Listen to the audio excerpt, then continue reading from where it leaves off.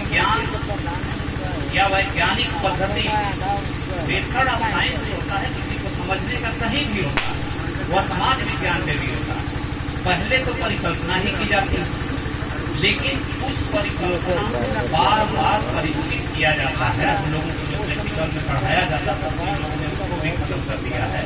High school तक तो वैज्ञानिक चेतना में आई है, पूरी कोशिश की जा रही है हमारे इस समय के व्यवस्था के संचालन।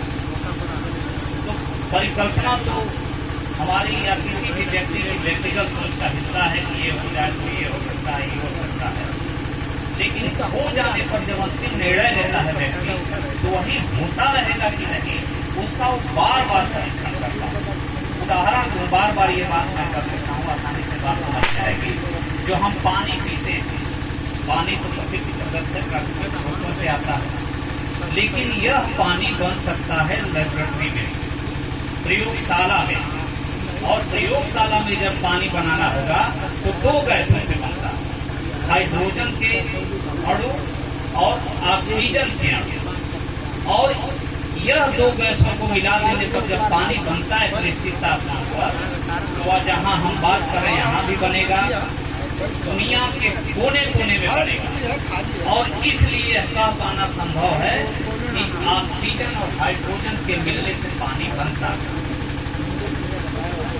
अब जब इनकी विचार की मैं बात करता हूँ कि क्या हम लोग पक्षियों से बात कर सकते हैं, जैसे विष्णु ने गरुड़ से बात किया या गरुड़ राज पक्षियों के राजा से बात किया, तो निष्कर्ष आएगा कि संभव ही नहीं है।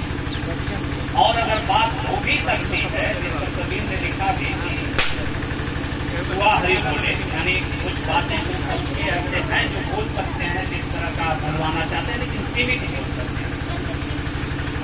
तो वह इतना लंबा कि 16 संस्कारों की परिचर्चा, जिस पर की बहुत सारी टीकाएं लिखी गई हैं, ये संभव है।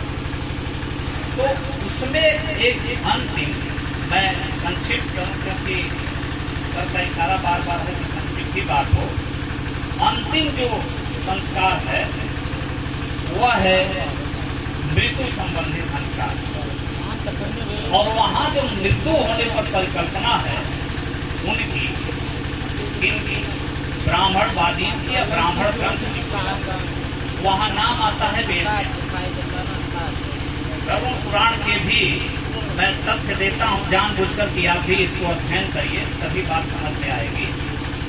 वेद व्यास ने ही गरुड़ पुराण का भी रचना किया है, ऐसा लिखा।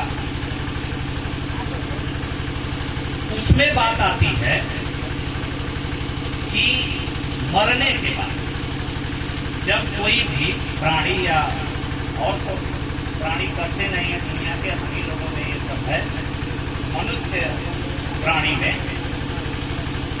तो मनुष्य पर ही बात करता हूं। मनुष्य जब मरता है तो उनकी परिकल्पना के मुताबिक आत्मा कम से कम 3-4 दिन तक उसके ही इर्द गिर्द भटकती है, और जब तक वो दूसरे योनि में जन्म नहीं ले लेती है तब तक वो जिंदा रहती है। और जिंदा रहने के लिए कुछ चाहिए, तो कुछ चाहिए में ये होता है कि उनको कैसे खिलाया जाए। तो खिलाने में माध्यम ये चुना गया कि ब्राह्मण ब्रह्म भोज, और ब्रह्म भोज है, मृत्यु भोज अब हो गया है जब हमने इसको अपना लिया है। तो ब्रह्म भोज, क्योंकि ब्रह्मा को इस सृष्टि का निर्माता माना जाता है, तो आप ब्रह्म को भोज करा दीजिए। अब धरती पर ब्रह्मा है कि नहीं है ये तो हम लोग को तय नहीं कर पाते हैं, जो उसको मानते हैं वो तय करके करते हैं। लेकिन ब्राह्मण प्रतिनिधि होता है ब्राह्मणवाद में, इसलिए ये है कि ब्राह्मण को आप खिला दीजिए, ये जो मरेगा उसके पास पहुंच जाएगा, क्योंकि सारी प्रक्रियाओं का नियंता तो ब्राह्मण है। और सब ने उसको विस्तार से बताया कि फिर कैसे प्रतिनिधि से बात की और सबने कैसे इस व्यवस्था को खत्म किया, चीजें आ गई, ये समाधान आपके सामने आ गया है। तो ब्रह्म भोज कराना, देखिए थोड़ी कटु बात हो जाएगी,